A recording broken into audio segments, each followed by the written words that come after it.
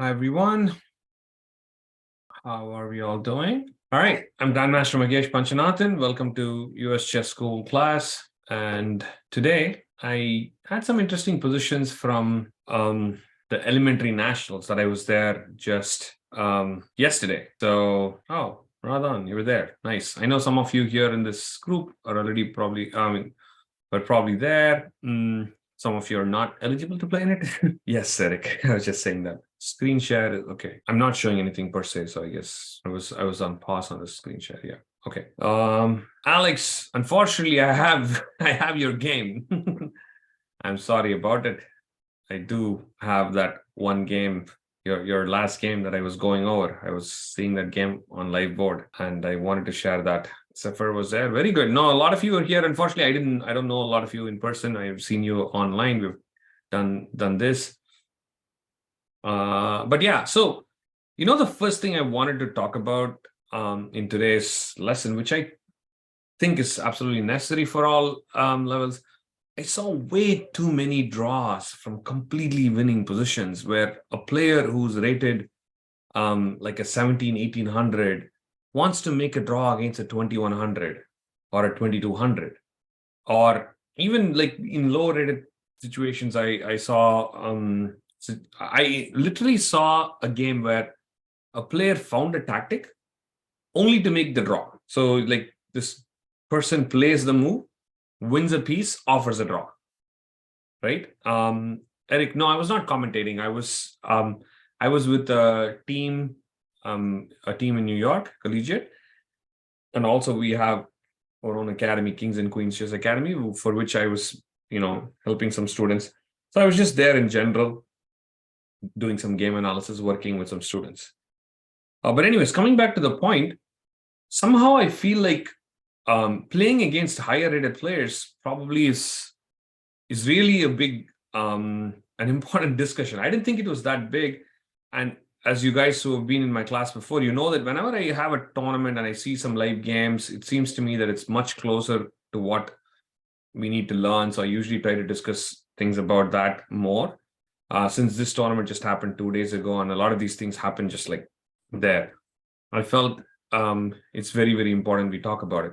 How many of you feel like when you start a game and your opponent is, let's say, 200 points above you, roughly, right? You feel like you don't have a chance, or you feel like this is very difficult? Kinda. Wesley, you said you were there, right? I think I might have seen one of your game too. I don't know. Vihan, we are talking about the elementary nationals, which happened in Baltimore. Okay, so the point is, when you're playing against a higher rated player, this is what I used to have. So I'll talk a little bit about my personal experience before we get started, right? When I was probably around FM, probably FMIM, I remember more. I don't remember about the other things before that. I don't remember much about my experience before that, but this one I remember very clearly. I used to walk into a game against a grandmaster, and I used to always think I'm done, right? I feel like, okay, this is gone. I mean, how am I going to beat a grandmaster? So when I sat there and I'm playing, one of the biggest things is body language, right?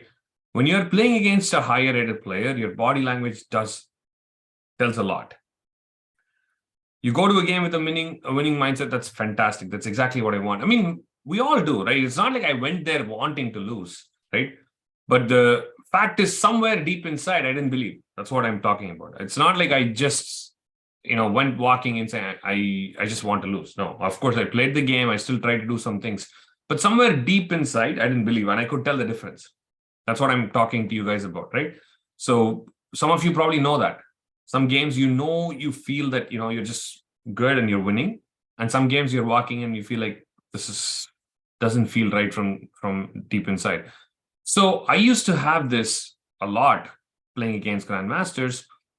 And even sometimes when a grandmaster would offer a draw against me at that time, I would say no, because I was very idealistic about it. I need to play for a win. If a GM is offering me a draw, then obviously the GM is in worse situation, right? Or something is not working for the grandmaster. Why else would they offer a draw, right?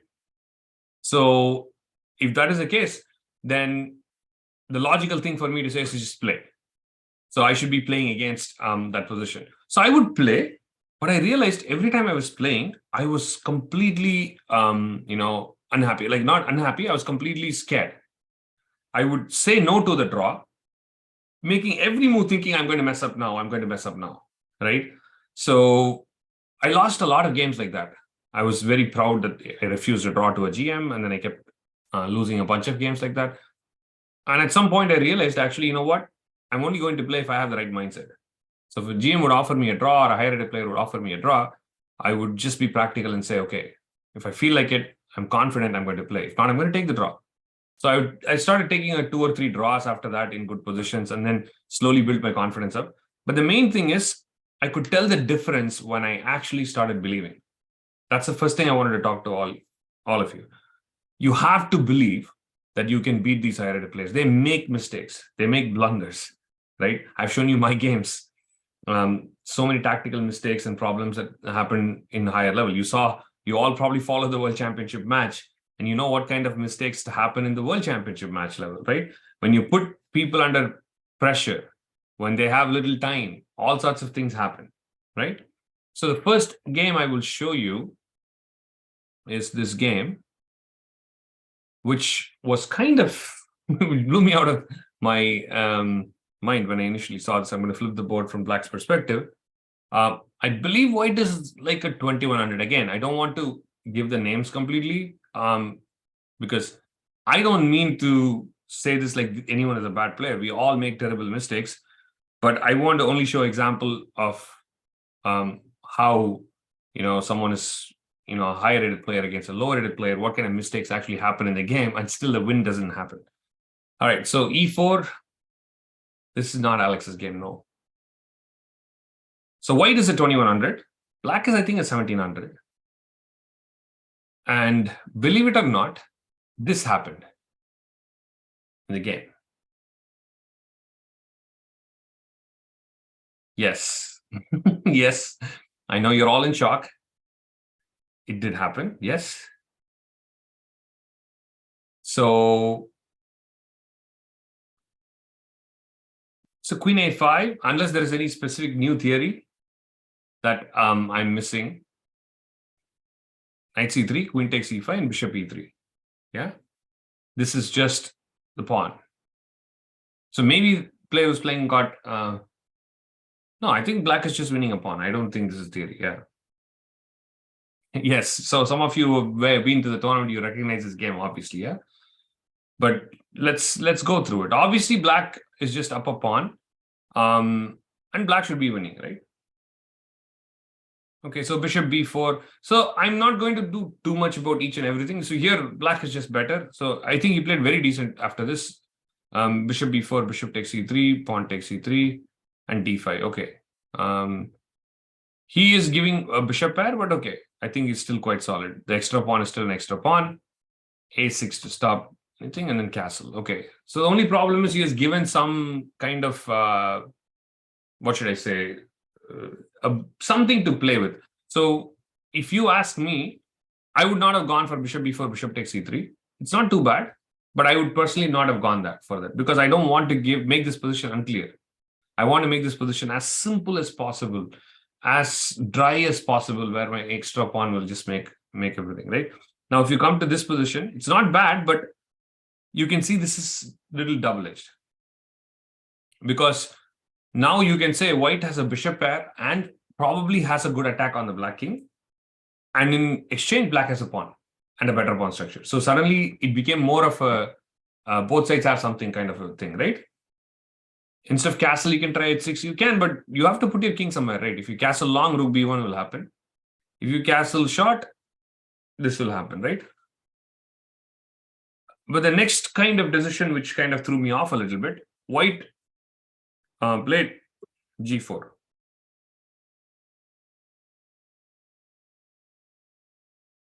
What do you guys think about this? Why not Bishop G5? Yeah, actually, Bishop G5 is very reasonable. Let's play Bishop G5, see what it does. Okay, Bishop G5.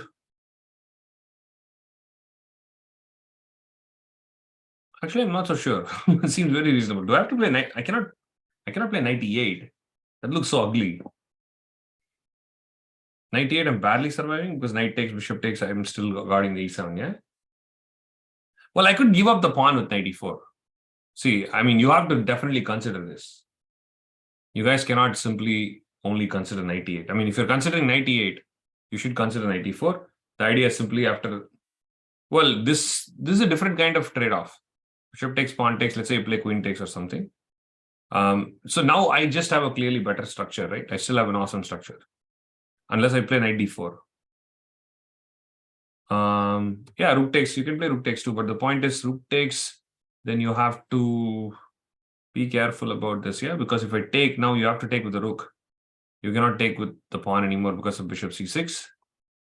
Oh, no, the thing is, Aryan, it's not about unnecessary. What I would say is, in this position, black is not in danger. If you play 98, black is in danger. If you play 94, it's more like a two result, you know. You stop the attack, white's pawn structure is bad, you'll be fine. Well, 98, how can you be so sure? I'm not so sure. I'm not so sure that even the evaluation is okay. How about this? We have done this before.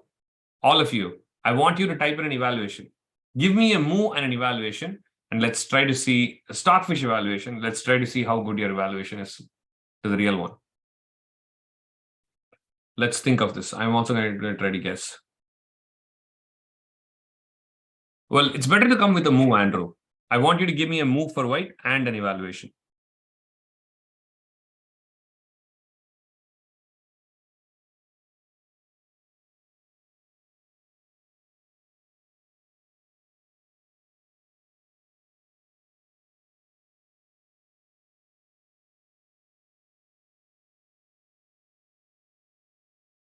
Okay, what did I get? Queen h5, queen h3,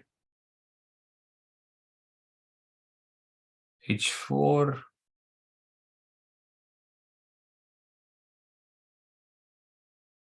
Rook e3.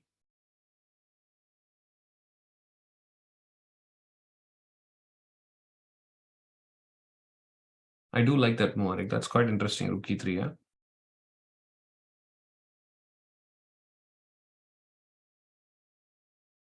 Maybe I can play. If you play rook e3, can I play f6? Looks dangerous. Looks quite dangerous.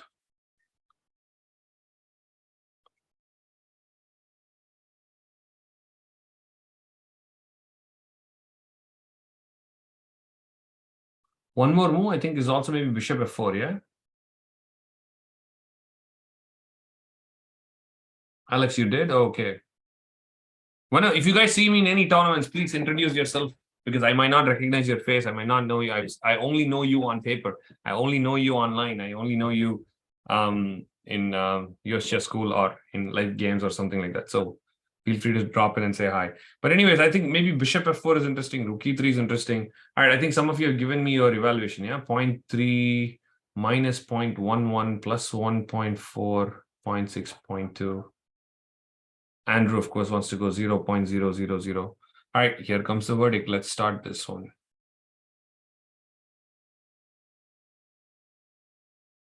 Okay. Not bad. Bishop f4 seems like one of the moves. Queen h5 or bishop f4. And stockfish, yes. Defense. By the way, I think it only makes more sense. Yeah, exactly. Aryan is to the point. It's also only makes more sense if we compare with 94. But now that 98 is giving me a oh, it went down to equal, guys. So let's see. Then 94, but 94 would still be a worse evaluation than this. That's what my guess is, yeah. Oh, I underestimated my chances. 94 exclamation point minus plus. I should not have backed down. The problem is when we are dealing with stockfish, you're always wondering if we are right or wrong. But I would have definitely not guessed this as a minus plus at 1.37, but I definitely said it's a two result game, right? That is definitely sure. Anyways, let's come back now and let's close this guy out. Okay, so white plays g4. Let's go on with the game. Yeah, exactly. If someone is down material and the computer says equal, yes, they have initiative.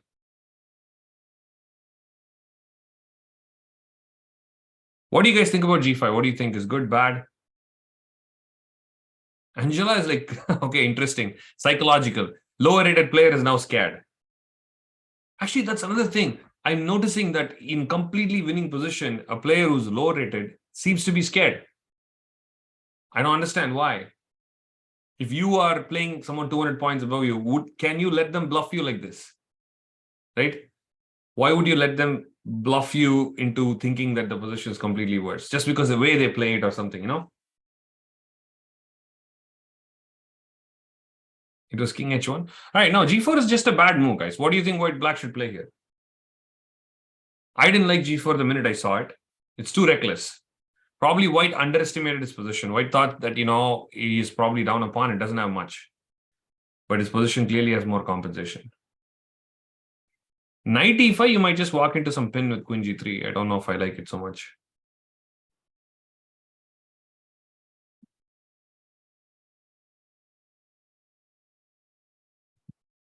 Okay, so yeah, I think the rest of you are come up with some very clear idea. e5. I think after e5, black seems to be completely in control now because e4 is a threat.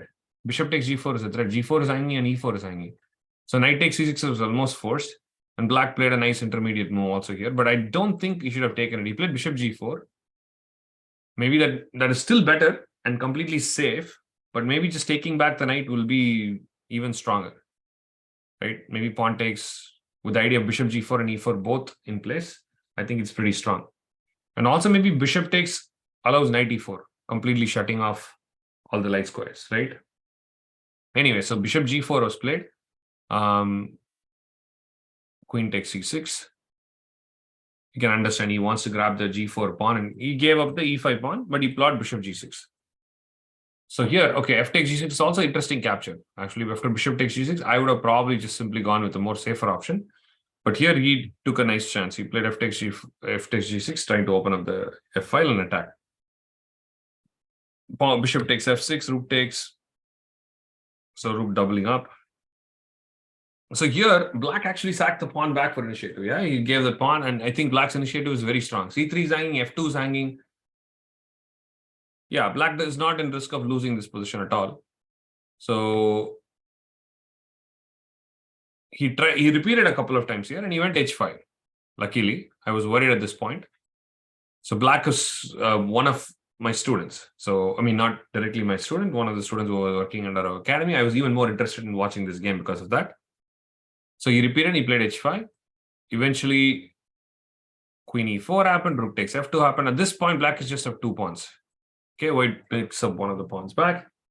What do you guys think? What should black play here? It got a little tricky, but not too much.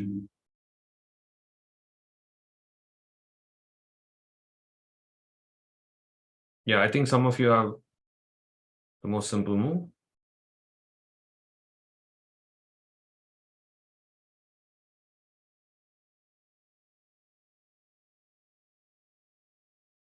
I think every move should pretty much win. I don't see white having any huge impact in this position at all. I think I'm hearing queen e3, queen c5, queen e5. I think these are the three moves I'm getting. Yeah, I think queen e3 is the most direct, by the way, guys. You're stopping queen e6 check, and you're doing the same thing with the discover attack. So I would say queen e3 any day, right? Yeah. Aryan wants to mention a psychological trick after you blunder. What is that?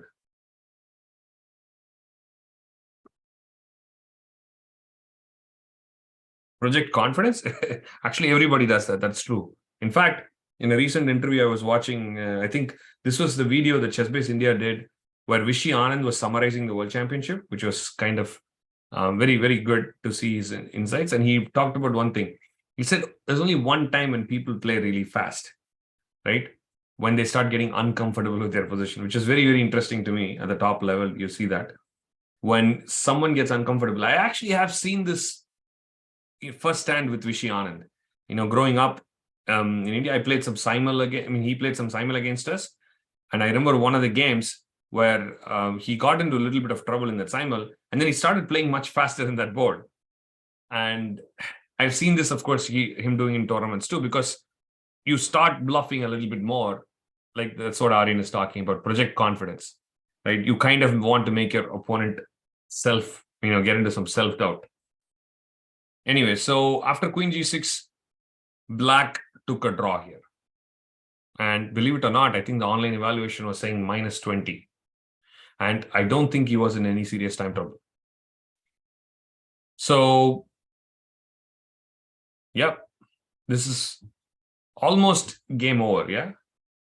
So what happens is, so he pushed a little bit. Look at that, the rook f3, rook f4, he was trying to make a draw there, and then he went h5. So he did try to break the draw and push forward a little bit. But every step forward, you remember how I told you my example?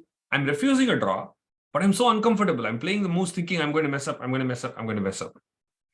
If I'm playing like that, it's very difficult to actually convert, right? So it's actually not easy. I don't want to lie saying I have an answer. I don't want to say I figured it out one day, I broke that mold. Well, it did happen, but most of the times it is very difficult to know why it happened. I do remember suddenly sitting across a GM and feeling like I can take this GM down. It's possible, compared to, wait, it's too difficult, or like somewhere, like saying, oh, somewhere I'm going to get outplayed, and somewhere not having the belief. I clearly know the distinction about that feeling. That's why I can easily talk about that particular phase. So how that happened, it's tough. Only two things I can think of for all of you guys to work on. One is try to have some work. Like, if you have some proper work ethic, and if you're working hard, you usually can bring that self-belief. You can go into the game and sit down and say, you know what, I have worked very hard for this. So I am going to be able to outperform my opponent, or I'm going to be able to outplay my opponent, right? So that is the only thing that's under your control. The second thing, unfortunately, is like the chicken or egg problem. You will start believing when you start winning. If you beat a 2200 or a 2300, you're a 2000. Suddenly you start thinking, wait, I can beat these 2200s. I can beat these 2300s, right? And then one or two wins, then it becomes very straightforward. Then the games start happening normally. But for that win to happen, you also need the confidence. So that's why I said it's a chicken or egg, right? You're going to have to go both ways. Yeah, exactly. You have one of these games that you get the feeling that, wait, I can still do it. And that is the most important part to gain that confidence. Yeah.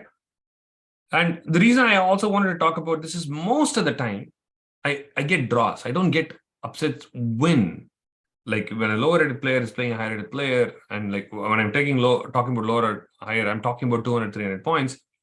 My students are always coming back with a draw. I drew against this 2000, I'm happy. I drew against this 2200, I'm happy. I drew against the 1600. Like it's again the mentality. It's very hard. It's very easy for me to speak, and I'm also going to accept that. I know a lot of you who are thinking about this, it's a practical problem. And I know this very much because I still play today, right? I'm not a serious player, but I do play on and off. And most of these problems that you face during the game, it's hard. It's not easy to solve them overnight. It's not like somebody comes and tells you, do this, and you do it, and all problems vanish, right? It's not like that. You have to put in a lot of effort. That's one thing you have to do. Consciously, you have to think about these things, right? When you walk into a game next time, my hope is that after this lecture, if you're playing a higher rated player next game, you're actually, I want you to think about this, right? I want you to consciously think about, okay, what is the worst that can happen? You're going to lose the game, right? You have to change the state of mind. You're right. You have to focus. You have to work on changing it. Your state of mind will not change overnight, right? You have to think about it more. So yeah, this is the first game I wanted to show you. Unfortunate, very, very quick. Very sad. -20 evaluation for a draw. Now let's see the next one. Okay. So this one, white is the lower rated player. I believe white was, I don't know, maybe it's similar. I don't even know exactly what the rating is. Black is like a 2100. White is maybe a 1600, 1700 or whatever it is. So we have the Caro-Kann.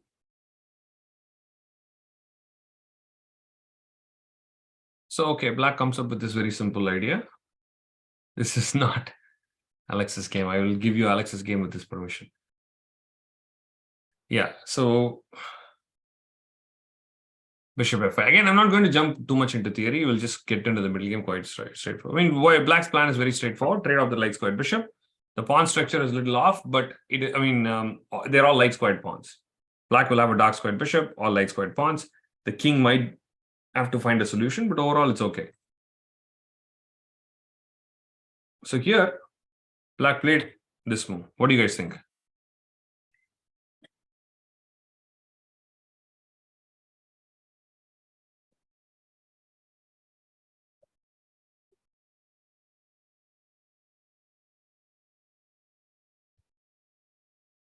The bishop looks shady. The bishop is trapped. Yeah. I think the simple question is, why would you play both e6 and g6, right? So black, for some reason, changed his mind, got confused about 2 or 3 plans together, and then played g6 and e6. Yeah. Already, something is off. Rook e1, bishop d6. And then eventually, in fact, I think some bishop f1 ideas are also very interesting because black has played this kind of e6, g6. But okay, so let's move on. Queen c7. And the beauty of this, right, when you see these games where a lower-rated player is crushing a higher-rated player, you would see that to get to that point, the player would have played really well. They would have done well. They would have kept their cool. They would have not blundered. They would have figured out ideas. And again, I hope this is relatable for all of you. You've gotten positions like this where you've done very well. But then the point is to keep doing the same thing till the end. But suddenly we kind of choke. We get to a point where like, oh, we freeze. Bishop g5, knight d7, knight bd2. And castle. Okay, so still doesn't look too bad, right? Because, again, the pawns are in light squares, and black does have a dark squared bishop.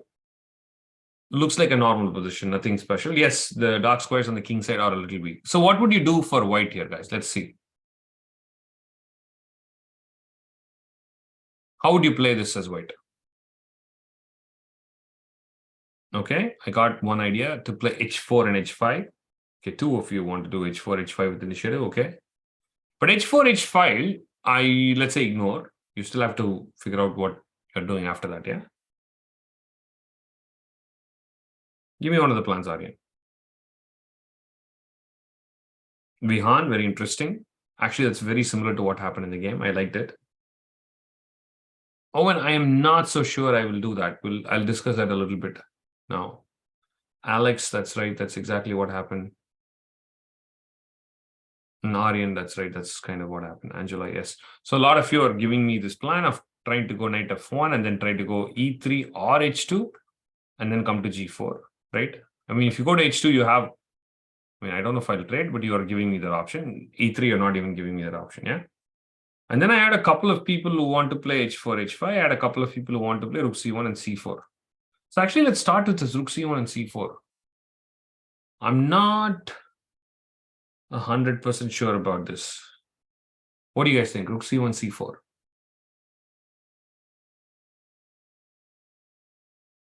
Why not? Who can tell me?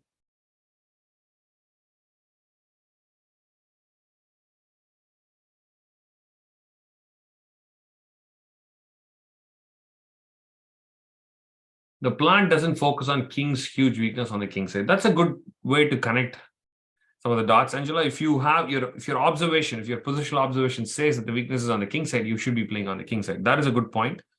But it is always a plan to open the center and try to gain more control in the center. You can never say no to that, right? Eric, yes, you do get an isolated pawn, but is it bad? Is it bad in this case? IQP is not always bad.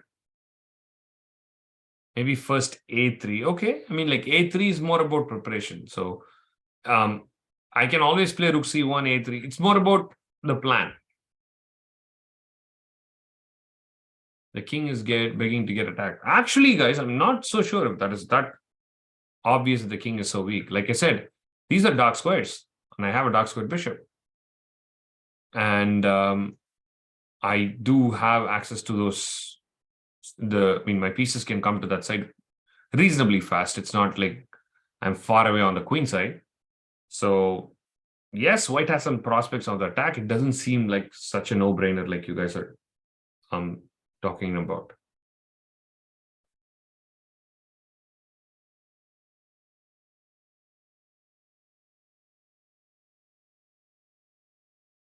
Yeah. Okay, so I'll tell you what I was thinking. The IQP is usually good when you have a lot of pieces and you can kind of create a lot of initiative and tactical attack. I feel like if these two bishops are bound to get traded at some point, right? This bishop is either going to go to f8 and g7, or somewhere this bishop and this bishop, they're going to go and get traded. And if you play c4, the only thing is, yes, if you get d5 in, that might just be fine, and why you might be good. But I have both knight b4 or knight b6 ideas to try to come back to d5. So if I do establish a blockade and if I do trade off some more minor pieces, I think black might be okay. Having said that, in a lot of cases, I would dismiss this completely. In this case, I don't. I still see a valid point because I still see how c4, the knight can jump in and then d5 can be an immediate threat. It's still going to cause some trouble for black. So it's possible. Let's put it that way. Yeah. Okay. In the game, this is what happened. Knight f1, knight d3, knight g4, basically. So probably black should have realized it a little bit here that he has to be a little careful. He played rook e8 and knight e3. In this case, player who's playing black is one of my students. So the higher rated player. So the 2100 is my student. So knight e3 and yeah, here again, I think if you play h5, then you have to worry about g4, right? So it's again something more aggressive. Maybe bishop f4 is a possible idea, right? And try to bring the queen in through f4. Okay, so let's watch what happened. Bishop to f8. And black simply ignored this idea of knight coming to g4. Bishop g7. Okay. What do you guys think now? How do you want to proceed? I think at this point, black's position is a little dangerous. Has to be super careful.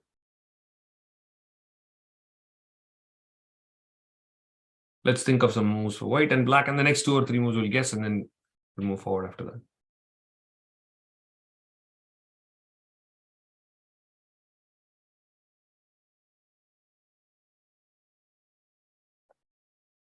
What would you play for white here?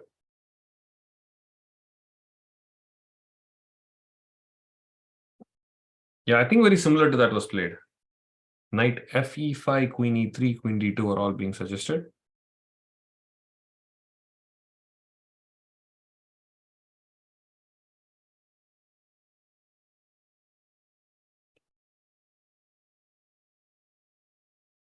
Still h4, h5, h6. Yeah. So I think this queen e3, queen d2 was a very reasonable option, and white played here, and black now totally messed up. I think here I have not analyzed this with engine. I know this move is a mistake. I don't remember what the best move or what the evaluation is, but black played h5. Now I'll give you a couple of minutes. You can tell me one precise way to continue.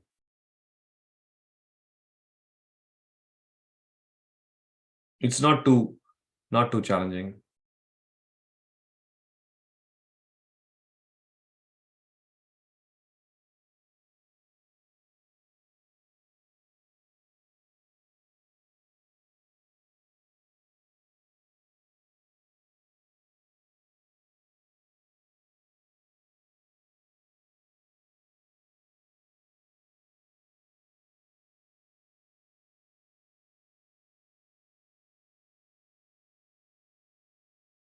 Aryan, good.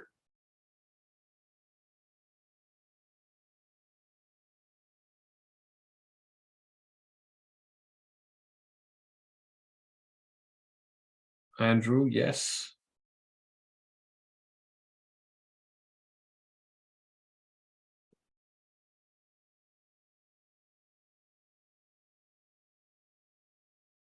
Angela, good. Radhan.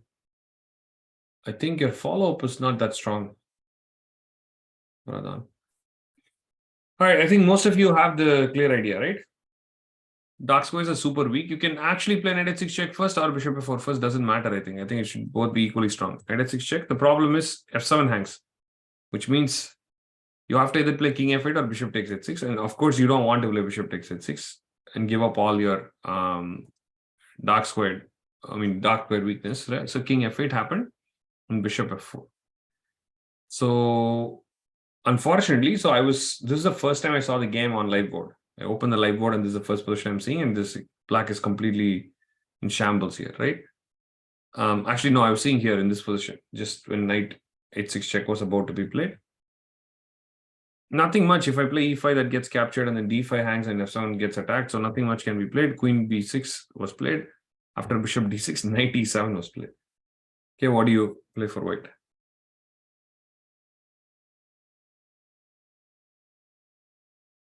Vihan, I think, yeah. I think most of you are playing the most natural move. I think, yeah, knight g5 is also possible. I think multiple moves. Knight g5. Oh, wait, knight g5 will take on f4, right? I mean, so take on d6. If you play knight g5, you still have to... Wait, no, checkmate. Sorry. Thank you.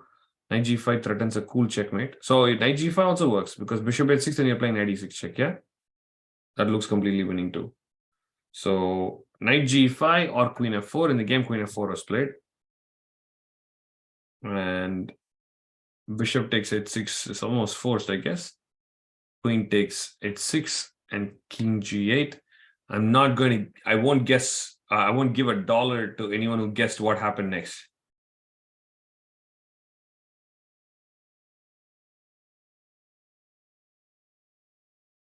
I'm not going to. Yes, sir. This position, black offered a draw and white took it.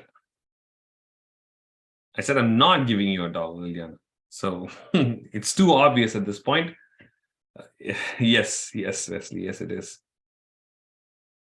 Again, this is the reason I thought today I need to discuss this a little bit more. And I don't know what is going on. Even if you lose this game, you should try. There is no reason to simply take a draw here. Okay.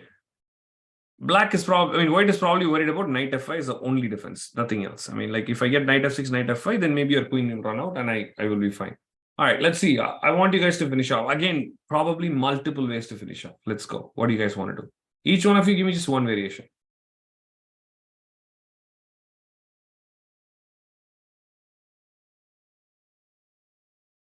Actually, is that obvious, that variation, Aryan? Yeah, should be winning. Yeah, I think it's winning.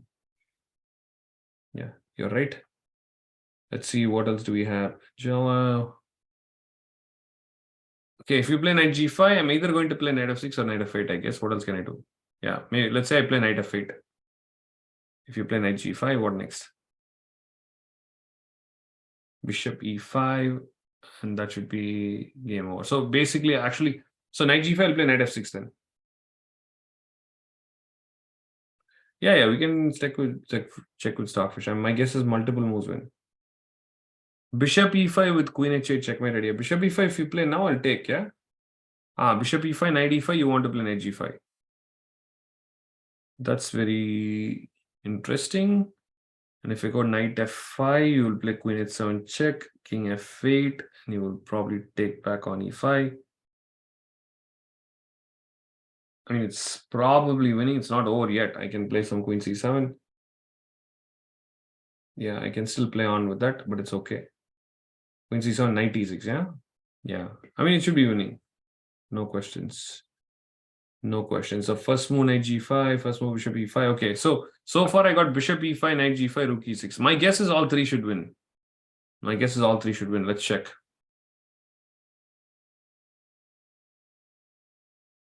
So according to the computer, okay, bishop e5 strongest, knight g5 second strongest. Rook takes e6 is not there, but my guess is rook e6 is also winning, yeah? Ooh. We missed knight f5. Computer defense.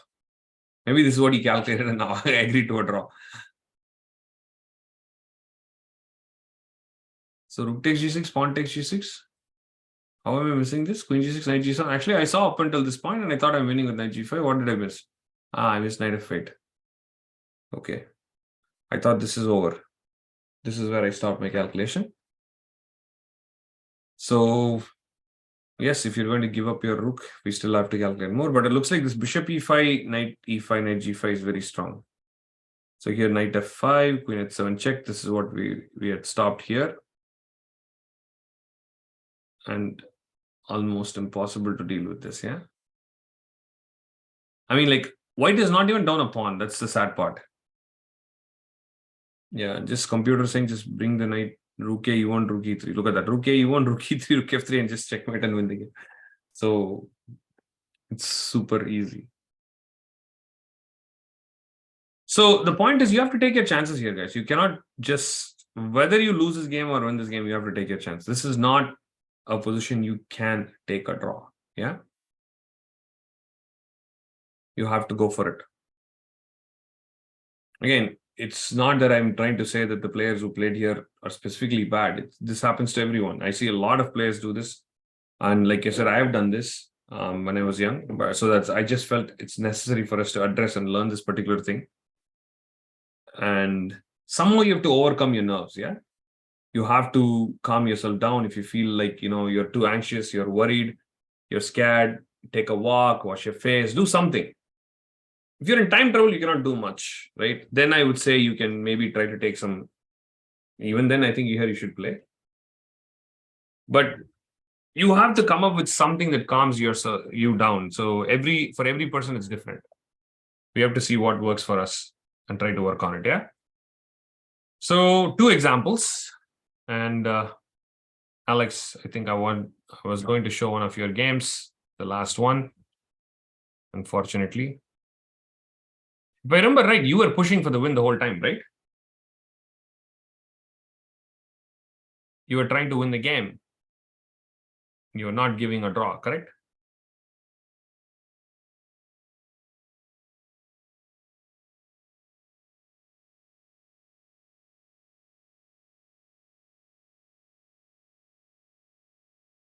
No, this is Alex Chu. Because the game kept on going in his normal equal position. I was not so sure what was going on.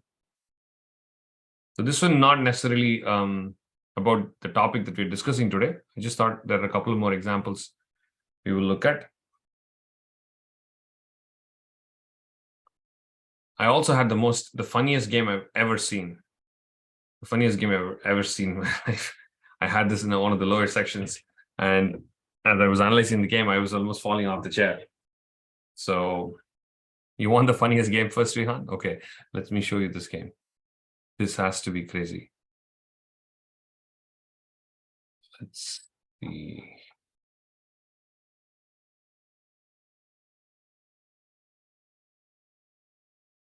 Give me 1 second. Let's pull that up.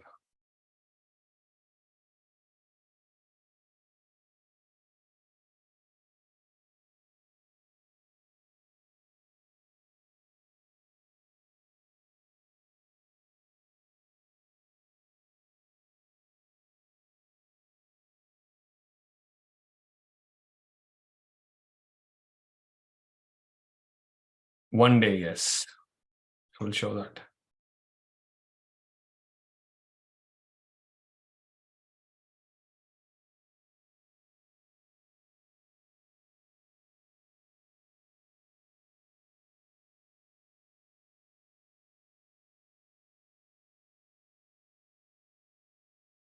All right, guys, get ready for this game before I show the other one.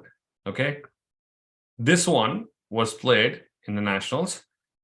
The player who's playing black, I think, was rated about 600.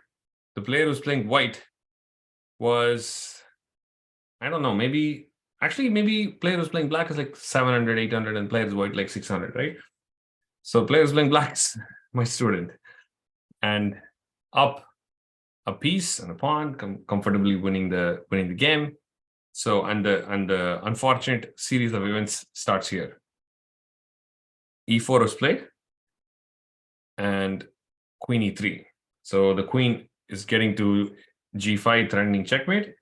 So obviously he got really worried about it. So he decided to play h6. So the first unfortunate start. And when queen takes h6 was played, he was, oh no, you know what? Completely messed up. He played g6. Clearly stopping checkmate. White goes knight e2. Trying to go knight f4. Knight takes g6, bringing the knight in. He's like, wait, knight comes to f4. I cannot stop it. So knight h5. So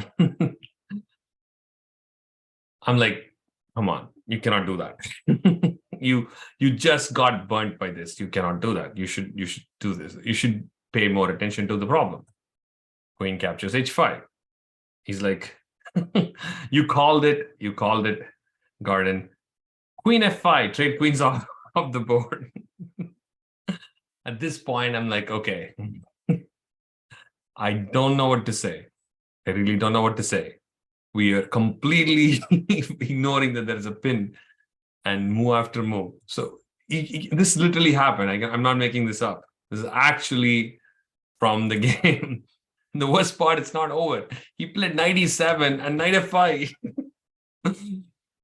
And when white to queen takes f5, I think he lost a total of, I don't know how many points he lost a pawn, 2 knights, and a queen, all to the same pin. So I was calling this is the pin that ruined everything. Only one pin, the rook on g3 took 16 points. So this was a funny game that I wanted to show you guys. Obviously, the kid is a good player. It's just that he had a completely off day. He's a decent player. He just forgot about that pin that day, but it gave us some fun, something to laugh about. Okay, so now let's come on and finish this with this end game. Okay. All right.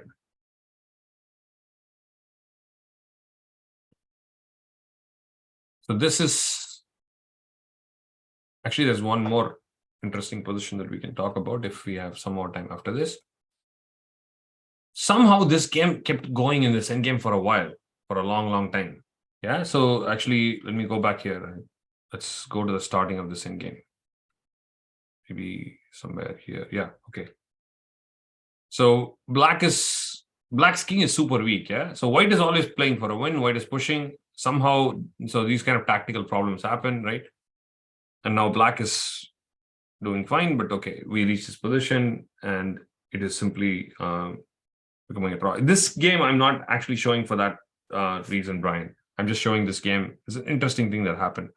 So white is desperately trying to win this one with multiple checks. You keep on following and the king comes in. And actually, some chances to try to take the pawn at g6, but okay, nothing realistic. And queen c7, in d3. He played a check, repeated. And here he played queen f3, which is unfortunate. You have 1 minute. Everyone in chat. Let's go. 1 minute. Only once. I want to get only one variation. You have only 1 minute.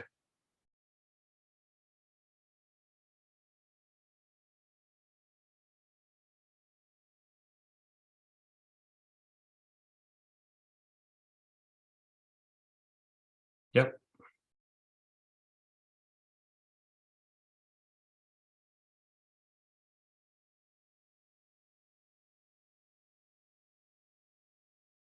Yep. Unfortunately, yeah. Black found this and then the game was over. So all along, white was playing for a win. White was pushing and at some point couldn't accept the fact that the game was in draw. Yes. And then eventually came over. Queen d8 check. The king has to go to f4. It's a small little maneuver, right? So if you play this queen d2 check, queen e3, I'm still fine. But of course, play this check, force it there, play this check, force this here, and then checkmate. Okay, so I have one last game to show us.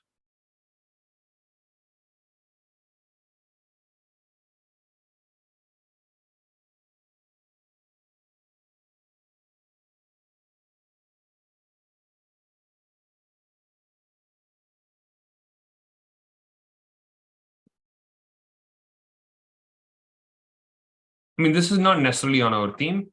This is more about, I mean, it doesn't fit the theme completely, the last one. I mean, it went opposite. He was actually trying to play for a win. I was telling you not to take a draw, but he was trying to play for a win with the same amount of pieces. Queen, queen, and two pawns. I had another, like a kid who was 1300 who had the same exact thing too. Probably that's a good example to show the opposite side of what we're talking about, right? rook and knight and 3 pawns and rook and knight and 3 pawns. He refused a draw and he kept playing and playing, and he actually blundered his knight to a pin and lost the game. So this kid is 1300, playing against like 1100. So he didn't want to take a draw someone 200 points below. At some point, you have to play the board, right? Whether it's actually accepting a draw or pushing for a win. Either ways, I think you guys have to play the board. So I will show you one more example. This one, more like it's a fun game that I saw towards the end. So not necessarily anything into our theme. Think of this as just a practical example. So black's last move is g5. Black is better.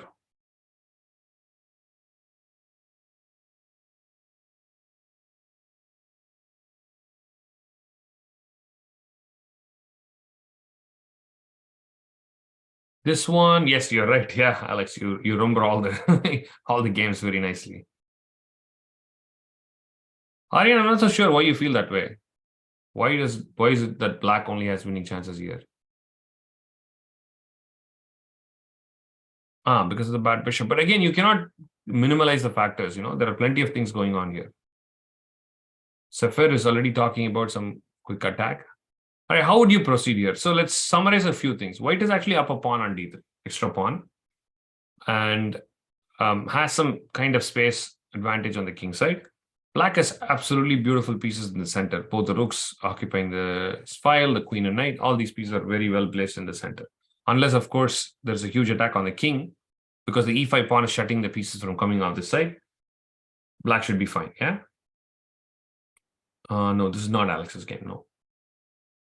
So what would you play here? Let's just say I'll give you a few seconds or like a minute to tell me.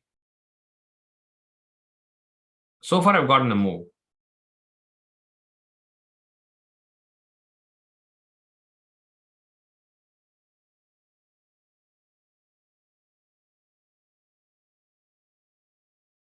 Interesting.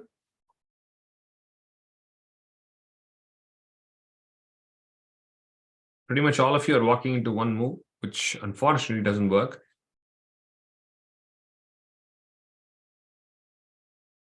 I was hoping I'll get some candidate moves here.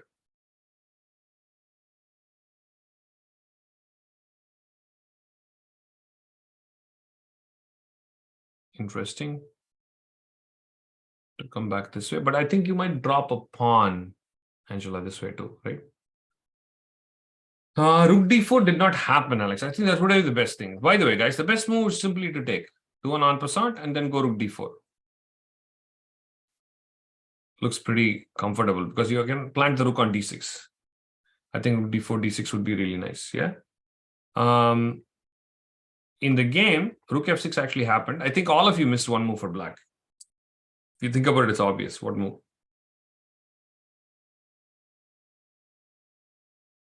Not king g7, not knight d7.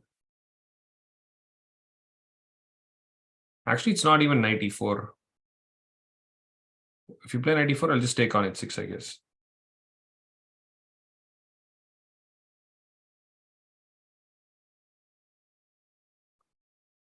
No, but then king g7, my point is it's still not over, even if I play rook e1. I mean, if you take the rook and I take on e4, I'm not so sure if you guys can be that convinced that that's better. I will already have 2 extra pawns for the exchange. Or some crazy attack. Yeah, knight takes d3 is very simple. Just take on d3 right now. Yeah? Pretty straightforward. You're threatening knight f4. So it's clearly way better. Yeah. Well, Arjun, you have to calculate. You don't want to check. You don't want to get in the habit of checking everything with Stockfish. If you're sure about it, do your calculation and try to check it. But right now, I'll just go on with the game because I want to show the end of this. So rook f6 was unfortunately played, but knight d3 was not played. King g7 was played. By the way, king g7 is not a bad move, and black is still doing pretty good. And white played queen e3 with the idea of knight takes g5. And actually, again, black missed something very strong here. It's more about playing in counterplay, right? White is trying to create some threats here, but if you create sharp counterplay, then it's game over. Only hope for white is to attack now. Beyond that move was played in the game. Not the greatest of the moves, unfortunately. Gordon, if you play knight d3 now, I think I'll play knight g5. You don't have knight f4 threat, so yeah, queen b3 could be on. That's the move, yeah? The point is the rook is under attack and rook takes d3 is under threat. Aryan, that's right, yeah. That's one problem with the king on g7. You cannot take the rook at all because pawn takes and bishop e5 is the problem, right? So queen b3 is very strong with the idea of rook d3. So white does not get that one move to create this threat, right? But unfortunately, black did not find queen b3. Black did play knight g8. And the game ended very quickly here after knight takes g5. So this was actually, the reason I was checking this out is like this happened when both players had reasonable amount of time. It was not like they were on time trouble. They had reasonable amount of time, maybe around 40 minutes left in the clock. So unfortunately, I think they went through really fast in the critical phase. Both sides have made mistake, right? White was clearly better and then played rook f6.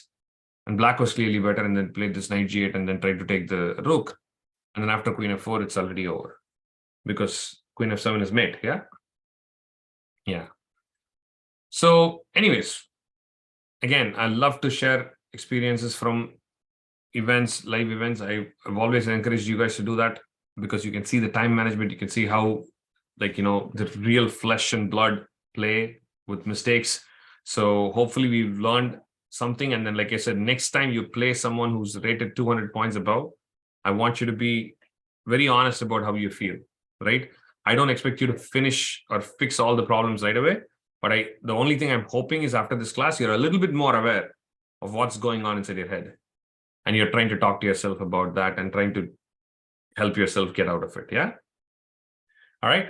Let's wrap it up. I will see you guys in a future class.